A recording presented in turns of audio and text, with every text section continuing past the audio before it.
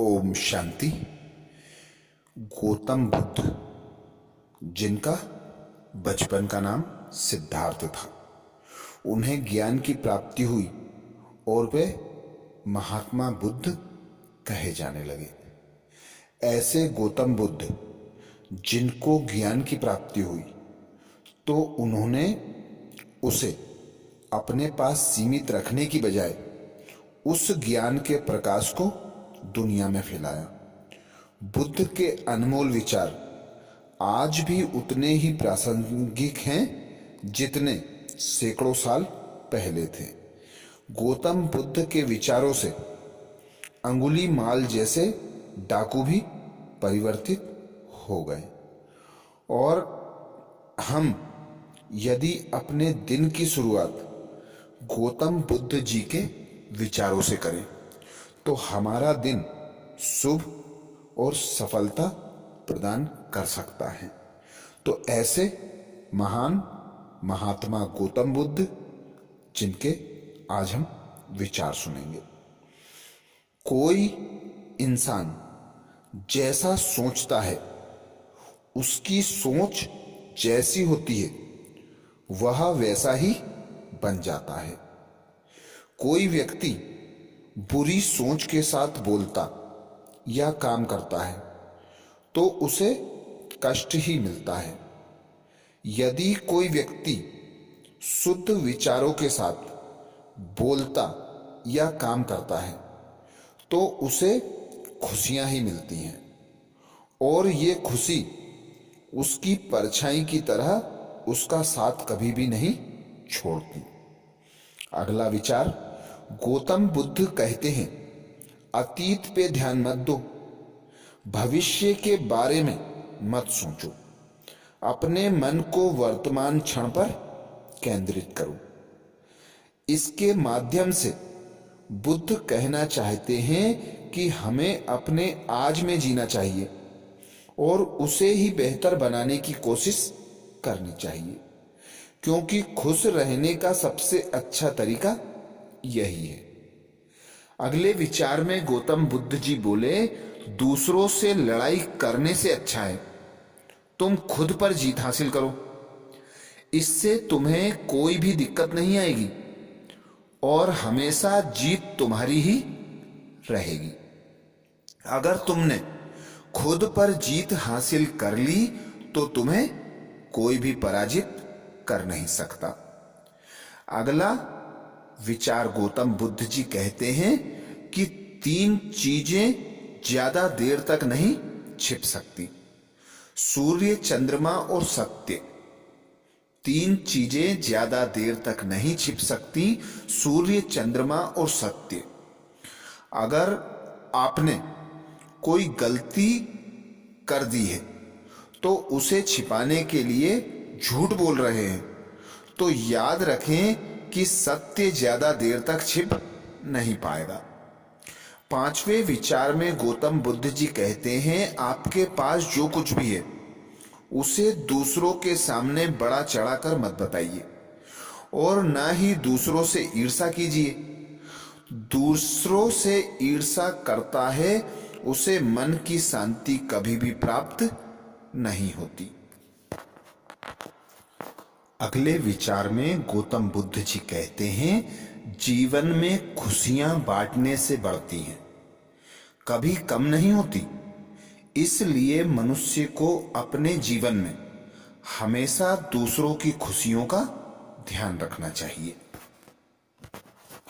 अब गौतम बुद्ध के जीवन का एक किस्सा सुनते हैं जिससे हमें अनेक शिक्षाएं प्राप्त होंगी। बात उन दिनों की है जब गौतम बुद्ध के पास जो भी आता उसे भिक्षु बनने की दीक्षा गौतम बुद्ध से मिल जाती थी।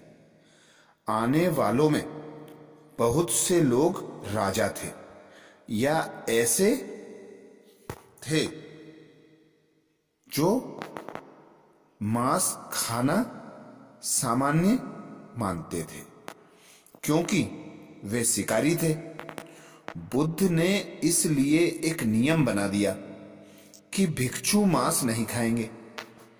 एक दिन दो भिक्षु शहर में भिक्षा मांगने गए, पर उन्हें कुछ नहीं मिला। भिक्षुओं को जो कुछ भी मिलता सभी आकर भोजन बुद्ध के चरणों में रख देते थे। वह उस भोजन को सभी में बांट देते थे। बिना भिक्षा के दोनों भिक्षुक लौट रहे थे। उसी समय उड़ते हुए एक कौवे के पंजों से छूटकर मांस का एक टुकड़ा सीधा आकर भिक्षु के पात्र में गिरा। भिक्षु गौतम बुद्ध के पास आए और कहा, देखिए, आपने हमसे कहा था कि हमें मांस नहीं खाना चाहिए। हमें उससे कोई ऐतराज नहीं है, लेकिन आपने हमसे यह भी कहा था कि भिक्षुक को यह नहीं देखना चाहिए कि वह क्या खा रहा है, जो भी मिले उसे खा लेना चाहिए।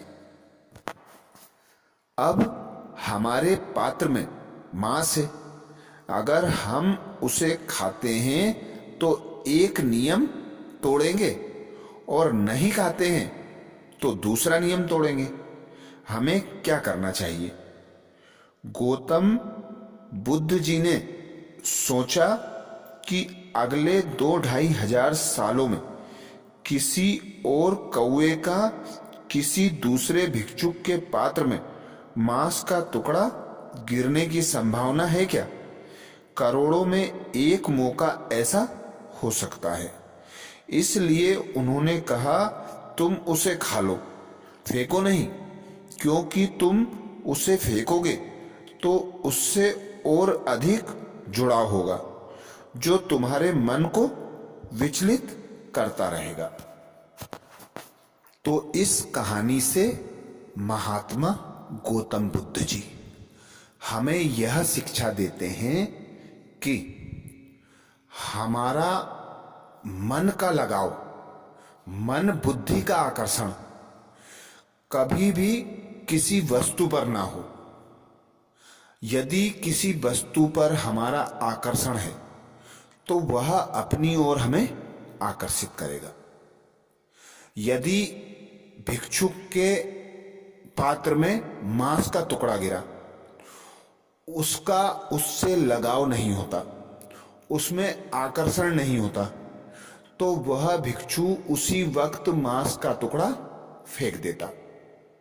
बुद्ध के पास लाने की कोई आवश्यकता नहीं थी।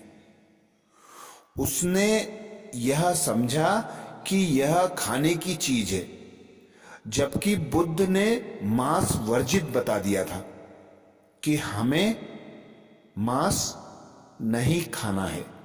तो उसके खाने के बारे में सोचना भी खाने के बराबर बुद्ध जी कहते माना जाता है, क्योंकि संकल्प चलना अर्थात उस कर्म का कुछ स्वरूप बन जाना।